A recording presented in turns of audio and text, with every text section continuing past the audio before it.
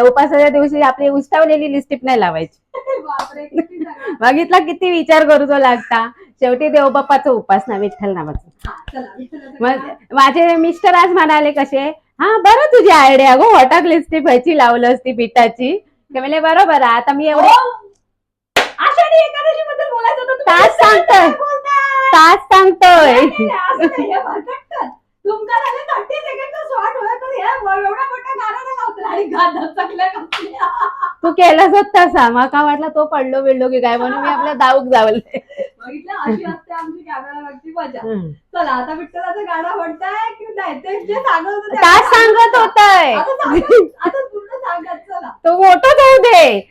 ते काय म्हणाले, तर मी म्हणाले आता एवढं छान दिसतंय तर माका आता घेऊन जावा. मग त्याच्यावर ना आता गाणं तर सांगतोय तरी घेऊन जावा, तर त्या गाण्यातूनच सांगतोय. ह्या का फारच नसता, सांगूकच देत नाही.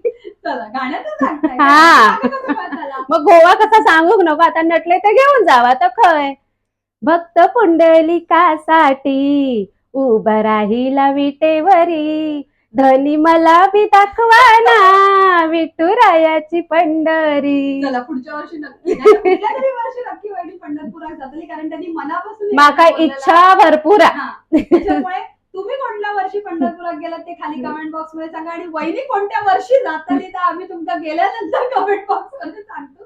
चला अशा प्रकारे तुमका पण येऊ असंच नाही, एकटा जातलंय तुमका पण नेतलंय, कॅमेरा नाही येतलो काय. चालत चला, असं पंढरीच्या वारीत तुम्ही गेलात की नाही तर नक्की सांगा. आणि आमचा यो व्हिडिओ कसं वाटलं तो पण सांगा. शॉर्ट नाही हा, मोठा. आता शॉर्ट व्हिडिओच्या जागी 60 सेकंड टाकायचं लागतं. आणि तुम्ही उपास केलात की नाही मग?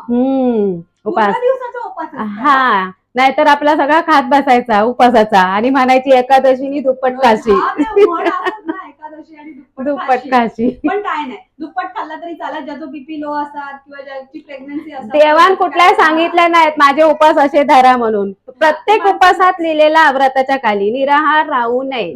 त्याच्यामुळे भरपूर पाणी प्या, तुम्हाला वाटतं ते खावा आणि हेल्दी उपास धरा. शिजवलेला नाही खावता तर फळा खावा. काहीतरी खावा. चला अशा प्रकारे यो व्हिडिओ कसं वाटलं, लाईक शेअर सबस्क्राईब. आणि वहिनी घाबरली की नाही असं सांगा. मी घाबरले, बारगाव पडलो म्हणून या हातात केल्याने.